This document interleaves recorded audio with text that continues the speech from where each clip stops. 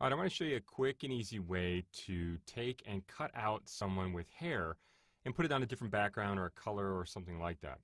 This technique will work with a fair amount of images. It won't work with all images, obviously, but let's get started. So you can see right here, I've got an image with a mask on it, and you can see the mask right there. And we're going to create that mask so that we can go in and cut her out. Now you can see that the original looks like this. So this is kind of an easier image, I admit. It's not on some crazy background, 50 people behind her. That's definitely difficult, but you can see there's a little bit of a challenge. We've got some things going on down here, but anyway, let's attack this. So one of my first steps is I could go in and try and make a selection. That's our ultimate goal. But I'm going to use what's called a channel to do that. So I'm going to go over to my channels panel. And if you've used channels before, you're familiar with them. And channels basically allow us to do some different things. Now, channels by default show you the different colors within an image. So if you click on red, green, and blue, you'll sort of see like, well, it depends on what color space or color mode you're using, but it's almost like a color negative. This is how Photoshop sees color, where how much red, green, blue should be. Now, if you click on the composite channel, it's called, you can see all of them kind of mixed together for us humans to be able to see the color. We can also use channels to save selections, and usually it's white is selected, black is not, or to create spot colors, spot channels, things like that. So here's what we're going to do. We're going to take one of these channels, and if we click on red, green, and blue, we're looking for this. We're looking for a channel to help us. We're going to use a channel to make a selection. You can literally click on each one of these, and if you find a channel that looks like the hair is more separate from the background, there's a bigger disparity in the black and white, let's say, you can use that one. Okay, so I think green looks okay. Blue is probably fine too, but here's what we'll do. Take one you think where there's a big difference between the hair and the background. And this is where I said this is not going to work in every image. So if I take that channel and drag it to the new channel icon down here, it's going to make a copy of it. Now we want to do that because you don't want to mess with your original color channels. That's bad. You're going to screw with the color in your image. So if I double click on the channel, I'll call it something like hair. Now we're going to tease, no pun intended, tease out the selection here by doing anything we want to this channel. We can do anything. We can go in and do brightness, contrast, curves, levels, whatever. I'm going to do a levels adjustment here. So if you press Control L or Command L, what we can do is we can open up levels, and all I'm going to do is work on the composite channel here and just kind of pull in, and what we're trying to get here is we're trying to get basically black and white, or as close as we can. Now don't worry about the inside here. We'll fix that. We're going to paint that. But if you look at the information here, you'll see that I've got a lot of light gray over here in the image, tonal range. I'm going to pull this in. Now we need to be careful. You are going to lose some of these little wispies here. All right? And usually that's going to happen. So we're going to try and be careful here and crank it back and forth. Be careful you don't make it too hard-edged. You're going to see right here we need some see-through. So if I crank this too far out, you'll see it almost fills it in with black. Black means it's basically not going to be selected. So I'm going to do something like that. Maybe pull this over a bit. I'm trying to be very careful of the wispies. Trying to make sure I don't lose those. And don't go too far in either direction here. That's the problem. All right, that looks okay. Now I'm looking down here. That looks okay. I'll click OK. Now we've got an issue over here, and I've got some issues up here as well. So here's what we can do. You can select parts of this channel now and just do things like adjustments. So I'm going to select with my lasso here. I'm going to select just the top, and I'll just kind of grab this stuff. Hit Control or Command L, and we'll just do a nice little levels adjustment there and see what we can get. So we can kind of tease a little bit more out of there. Like I said, be careful. Watch the dark. Try and make a little bit more dark. You gotta watch that edge, everybody. You do not want something like this where it's a hard edge. So I'm going to have a little bit of blur on the edge there. I can pull in the white here just a bit. We're losing some of the wispy again. You got to try and account for that. Once again, I'm getting a little too hard edge there, but okay, we'll see. I'll click OK and I'll deselect, and not too bad. Now the other thing we can do is we can go out, and you can see I kind of screwed up a little bit here, but you can always undo and try different methods here. Now let me select down here and do the same thing. I'll try that. So Control L or Command L. We can also try different methods. Like I said, we can try using brightness contrast. You can try curves adjustment if you're good with curves. Let me pull this in a bit. Try and adjust that a bit. All right, that doesn't look too bad. Okay, now I'll deselect that. So what we're going to do is we're going to fill in the center here. So what we need to do is we're just going to paint with black and white, basically. So if I go to my brush tool, go to your brush, you can see it right over here. I'm going to use my way to kind of make this a little bit faster, make it bigger or softer or darker or harder. Hold down Control Option on Mac, drag left, drag right. It's basically it's Control right click on Mac, or sorry, Control right click on Windows, drag right or left, drag up or down to make it harder or softer. I want to make a little bit harder brush here and go a little decent size. There we go. Let go of my mouse, let go of the keys, and just go in here. We're going to make sure we paint with white and black. If you start painting and you're painting with the wrong thing, here's what you can do.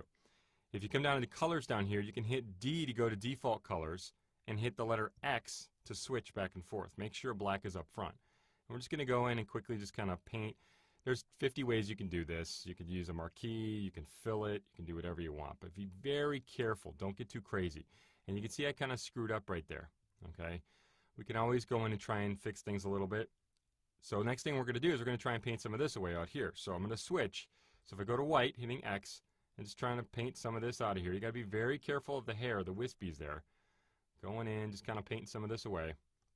There we go. I got some over here. Just making sure we get what we need.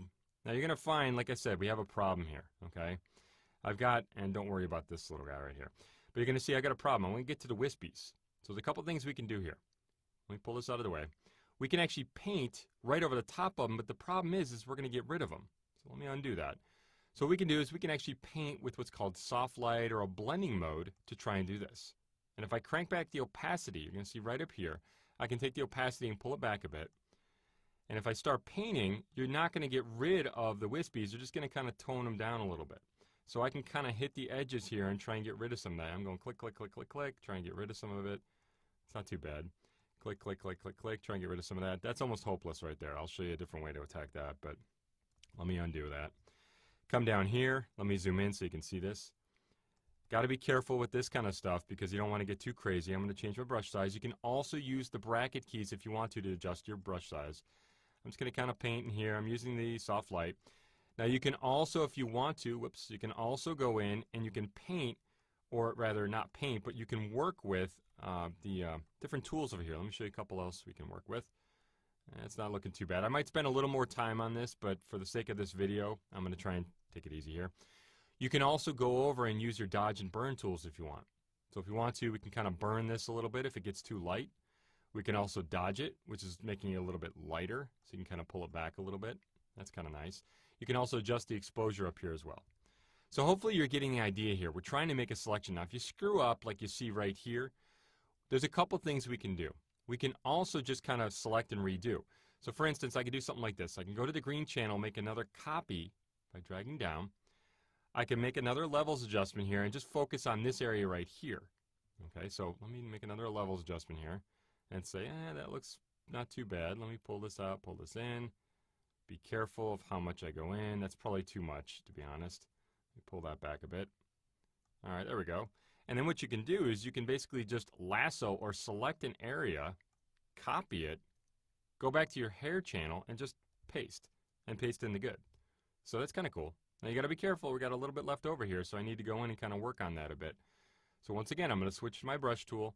I might want to go with the softer brush and just kind of attack some of the wispies up here, get rid of some of this stuff right here. There we go, not too bad. Maybe even go in and do a little bit with my my dodge and burn tools to attack that, but I think it looks pretty good. Now I might just kind of go in here just a little bit to kind of attack some of this, pull it back a little bit. All right, not too bad. Now we made a selection here, or excuse me, we made a channel. What we need to do is we need to make a selection out of it now. So if I click on the channel here, make sure it's selected, what we can do is we can inverse it. If you hit Control-I or Command-I, you can inverse this thing. This actually leads you down a path that's going to help, because if you look here, you're going to see, oop, I got a little problem out here. So I might need to attack that with my brush just a little bit more. Now I need to switch colors if I'm going to work here. So I'm going to just kind of pull in a little bit, make sure I'm attacking this a little bit, using my soft light, different brush techniques here. We can kind of pull in. There we go, not too bad. And you just got to kind of work it a little bit. You're going to find, once again, that you're going to lose a little bit of wispy stuff. Sometimes we go back in and we paint some of that back in. So don't worry too much about it. Okay, that's not looking too bad. Like I said, I could spend a little more time on this and kind of attack it and make it look better. But anyway, I could attack down here too. So here's what we're going to do. We're going to make our selection now. So I come over to my channels over here. I'm going to Command on Mac or Control click on it. got our selection. This will stay here. Don't worry about that.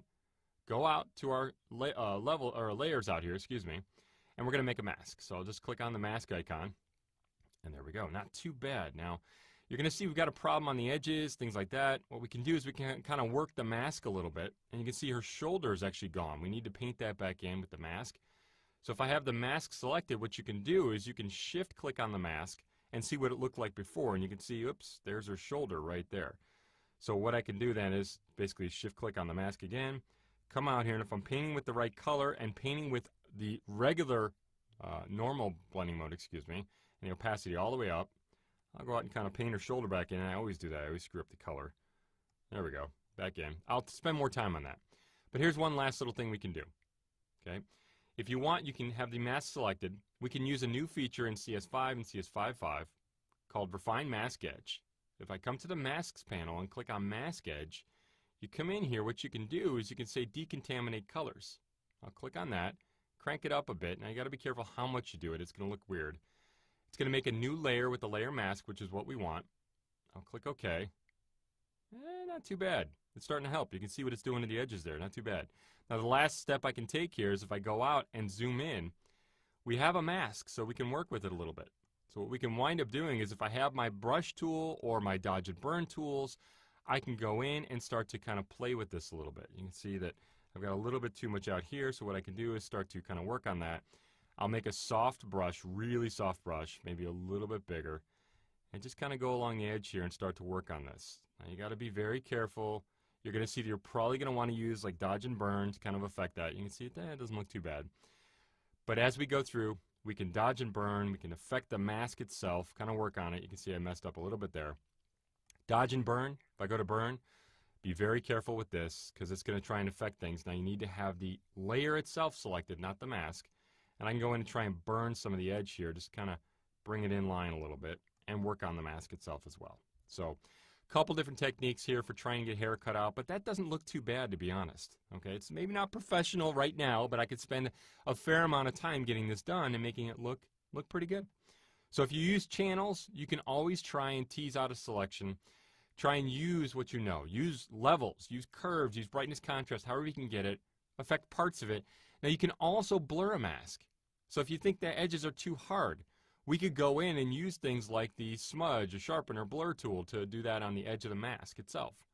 You can also select the mask. You can go up to filter and apply something like a Gaussian blur or something like that. That'll allow you, in some cases, it's going to just destroy this image, but it'll allow you to go out and blur the edge of the mask. You can see right there to give it maybe a little feather. Also going into the masks panel and applying a feather or do different things to the mask edge. So there's a lot of ways we can work with this. Hopefully this kind of leads you down a path. I know I went a little bit faster here, but I don't think that looks too bad. I mean, I've got a little bit of work to do around the edges, but it doesn't look too bad.